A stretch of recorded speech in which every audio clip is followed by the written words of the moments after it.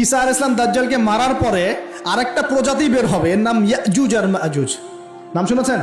এই যে এই সূরার মধ্যেই আছে, এই সূরা কাহফের কথা বললাম না, সূরা কাহফের পিছনের দিকে আছে ইন্না ইয়াজুজ ওয়া মাজুজ মুফসিদুনা ফিল আরদ। যুলকারনাইন বাদশার কথা পড়বেন, তিনি এই যে দেয়াল নির্মাণ করে দিয়েছিলেন লোহা এবং তামা দিয়ে, মনে আছে, পড়েছেন? আচ্ছা, এই ইয়াজুজ আর মাজুজ যখন বের হবে পৃথিবীর পানি খেয়ে শেষ করে ফেলে দিবে একেবারে। এর এত বেশি হিংস্র হবে যে এদের সাথে লড়াই করার মতো ক্ষমতা কোনো মানুষেরই থাকবে না। এমনকি ঈসা আলাইহিস সালামেরও নয়। ঈসা আলাইহিস সালাম তুর পাহাড়ে চলে যাবেন মুসলিমদেরকে নিয়ে, তুর পাহাড়ের ভিতরে মুসলিমরা সেখানে লুকিয়ে থাকবে, পৃথিবীর মেসাকার অবস্থা হয়ে যাবে, পৃথিবীর পানি খেয়ে শেষ করে ফেলে দিবে একদম হিংস্র প্রজাতি। তখন ঈসা আলাইহিস সালাম আল্লাহর কাছে দোয়া করবেন, আল্লাহ এই বিভৎস জাতিকে ধ্বংস করো। আল্লাহ রাব্বুল আলামিন তখন ওই ইয়াজুজ আর মাজুজের এই কাঁধে, ঠিক কাঁধের মাঝখানে একটা ভাইরাস জন্ম দিবেন। কি জন্ম দিবেন? ওই যে বলি না মহামারীর ভাইরাস, অমুক ভাইরাস তমুক ভাইরাস, এই ভাইরাস আরও সামনে আছে বাকি এখনো।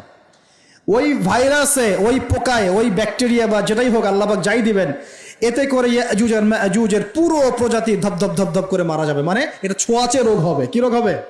ছোঁয়াচে। ঠিক যেমন আমরা একটু করোনা দেখলাম না, একজন থেকে আরেকজন, একজন থেকে আরেকজন, এরকম জিনিস চলবে আরো বিশ্বে। আর এখনকার নতুন রিসার্চ হচ্ছে ওই সাইবেরিয়া অঞ্চলের যে বরফগুলো আছে না, ওর নিচে এই 1 লাখ বছর, 1.5 লাখ বছর, 2 লাখ বছর আগের ভাইরাসগুলো নতুন করে জায়গা শুরু করেছে এখন। হ্যাঁ, এগুলো বিজ্ঞানীরা বলছেন যে এগুলো আবার কোন দিন জানি পৃথিবীতে আত্মপ্রকাশ করা শুরু হয়। সব কিছুই ঘটবে। বিশ্বটার খুব রহস্য আছে, বিশ্বটার অনেক রহস্য আছে।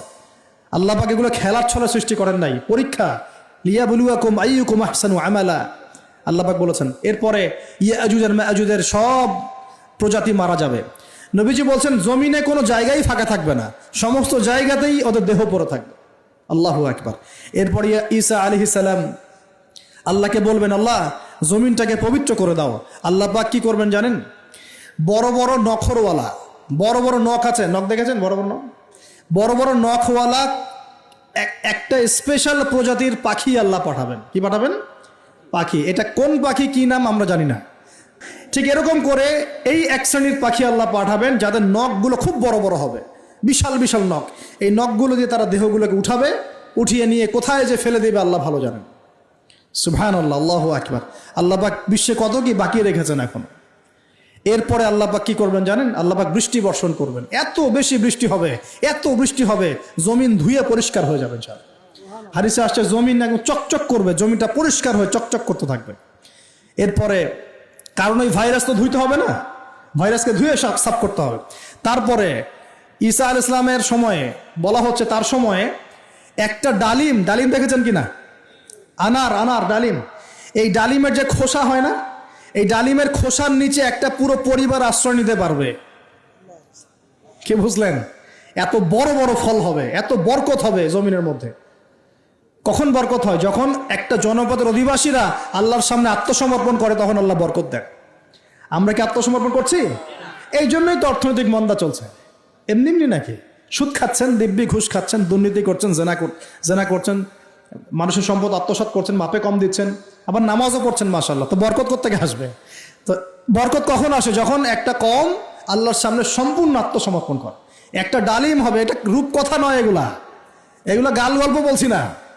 এই প্রতিটা কথা আল্লাহ পাকের ওহী থেকে আসছে, এর একটা কথা মিথ্যা হবে না ইনশাআল্লাহ তাআলা।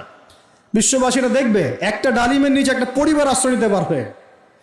এত স্পেসিফিকলি বলা হয়েছে হাদিসগুলোতে। নবী সাল্লাল্লাহু আলাইহি ওয়াসাল্লাম বলেছেন যে 10 জন ঘোড়সওয়ার, কয়জন ঘোড়সওয়ার? 10 জন ঘোড়সওয়ার বের হবে ইমাম মাহদির সময়, যারা খোঁজ নিতে যাবে যে দেখি দাজ্জাল বের হয়েছে কিনা। ঘোড়ায় করে খোঁজ নিতে যাবে, দেখি দাজ্জাল বের হয়েছে কিনা। ওই 10, নবীজি বলছেন আমি ওই 10 জনের নামও জানি, ওদের বাবার নামও জানি। সুবহানাল্লাহ, এত স্পেসিফিক জ্ঞান দেয়া হয়েছে আল্লাহর পক্ষ থেকে নবী সাল্লাল্লাহু আলাইহি ওয়াসাল্লামকে। তার হাদিস থেকে বলছি যে ডালিমের নিচে পরিবার আশ্রয় নিতে পারবে। তো অনেকে হয়তো হাসবে, কি বলে একটু উল্টা পাল্টা কথা, তাই না? নাস্তিকরা মনে করতে পারে যে হাসবে, আরে হাহারি এক দিয়ে রেখে দেবে। এখন মানুষ ফেসবুকের মতো চিন্তা করে, ফেসবুকের মতো হাসে, ফেসবুকের মতো কাঁদে। মানুষ এখন রোবটিক হয়ে গেছে। ঠিক আছে, আচ্ছা। তো এরপর কি? এরপরে বরকতের এই সময়টা শেষ হয়ে যাবে কখন? যখন মানুষ আবার সেই জেনা, পাপ, শিরিক, কুফর এগুলোতে লিপ্ত হবে। আল্লাহ রাসূল বলছেন এমন একটা মানুষও বাকি থাকবে না, একটা মানুষও না যে খালি লা ইলাহা ইল্লাল্লাহ কালিমাটা পড়তে জানে, এমন একটা মানুষও বাকি থাকবে না। বলেন নাউজুবিল্লাহ। ওরা হবে এই পৃথিবীর সবচেয়ে নিকৃষ্ট মানুষ। ওদের চেয়ে নিকৃষ্ট কোনো মানুষ এই পৃথিবীতে হবে না। এখনো কি এরকম সময় আসছে? আসে নাই। এখন কি লা ইলাহা ইল্লাল্লাহ আছে না? আছে, হ্যাঁ। হয়তো তার পূর্ণাঙ্গ প্রয়োগটা নাই, কিন্তু কালিমা তো আছে কি না? তখন নবীজি বলছেন এমন একটা যুগ আসবে যে লা ইলাহা ইল্লাল্লাহ বলার মতো একটা মানুষ খুঁজে পাওয়া যাবে না। আর মানুষ রাস্তাঘাটে কুকুরের মতো জেনা করবে। রাস্তাঘাটে কুকুর যেমন সঙ্গম করে না রাস্তাঘাটে, ওই রকম করে মানুষ রাস্তাঘাটে জেনা করবে। ওই সময়ে আল্লাহ রাব্বুল আলামিন পশ্চিম দিক থেকে সূর্য উঠাবেন। কোন দিক থেকে? সূর্য সত্যি সত্যি পশ্চিম দিকে উঠবে। পৃথিবী একদিকে ঘুরছে না এখন? কে জানে আল্লাহ পাক পৃথিবীর ঘূর্ণন থামিয়ে উল্টা দিকে ঘোরাতে পারেন না? অবশ্যই পারেন। আল্লাহ পাকের জন্য এটা খালি বলা, কুন ফায়াকুন, হও হয়ে যাও, ব্যাস ব্যাস। আমি কয়েকদিন আগে রিপোর্ট দেখেছি, পৃথিবীর নিচে কিন্তু আগুনের স্তর আছে। আচ্ছা, জানেন তো পৃথিবীর নিচে আগ্নেয়গিরিগুলো আছে। পৃথিবীর ভিতরেও একটা ঘূর্ণন হয়, সেই ঘূর্ণনের দিক পরিবর্তন হচ্ছে দিন দিন, এমনটা রিপোর্ট এসেছে। দেখেন, আপনি ইন্টারনেট ঘাটাঘাটি করেন, দেখেন। আর অনেকে রিপোর্ট করছে যে পৃথিবী আগে যে গতিতে ঘুরতো, এখন পৃথিবীর ঘূর্ণন গতি একটু বেড়ে গেছে। দেখেন রিপোর্ট, দেখেন। ঘূর্ণন গতি বেড়ে যাওয়ার মানে হচ্ছে টাইম দ্রুত পাস করবে। আর শেষ জামানার হাদিস এটাও আছে যে সময় দ্রুত পাস করবে, আছে না? এটা হাদিস আসছে। তো প্রিয় ভাইরা, এই সময়ে মানুষ খারাপ হওয়া শুরু করার পরে এমন খারাপ হবে, আল্লাহর নাম নেওয়ার মতো কোনো মানুষ থাকবে না, আল্লাহ আল্লাহ বলার মতো কোনো মানুষ থাকবে না। তখন পশ্চিম দিক থেকে সূর্য উঠবে। কিভাবে কিয়ামত হবে? নবীজি বলছেন একজন ব্যক্তি পানি খাওয়ার জন্যে পাত্রটাকে মুখের সামনে নিবে, পানি গিলতে পারবে না, কিয়ামত হয়ে যাবে। নাউযুবিল্লাহ।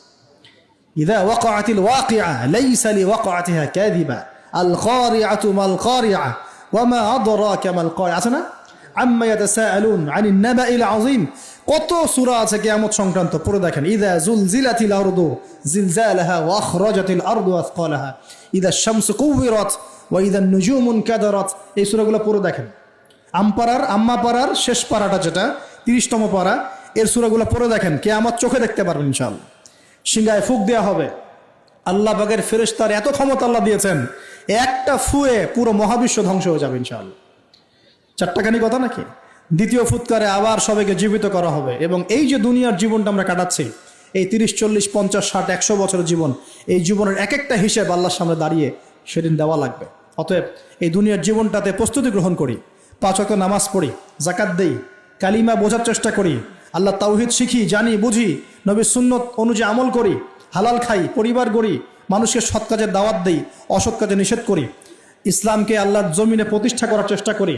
আল্লাহ পাক যা দিয়েছেন, জানমাল, সময়, শ্রম, আল্লাহ পাক যা দিয়েছেন, ক্ষমতা, প্রতিপত্তি, সম্পদ, এগুলোকে আল্লাহর দিনের জন্য ব্যয় করি। ইনশাআল্লাহ দুনিয়া সফল হব, পরকালে সফল হবে ইনশাআল্লাহ আযজা ওয়া জাল। আল্লাহ পাক আমাদের সবাইকে সমকালীন ফিতনাগুলো সম্পর্কে সচেতন থাকার তৌফিক দান করুন, এবং এই রমজান, আসন্ন রমজানে পরিপূর্ণরূপে ইবাদত করার তৌফিক দান করুন, এবং এই ইবাদত এবং শিক্ষাগুলোকে সারা বছর ধরে রাখার তৌফিক দান করুন, এবং জামানা সম্পর্কে সচেতন থেকে আগামী দিনে যা হবে সেভাবে পদক্ষেপ নেওয়ার তৌফিক আল্লাহ পাক দান করুন। আমিন।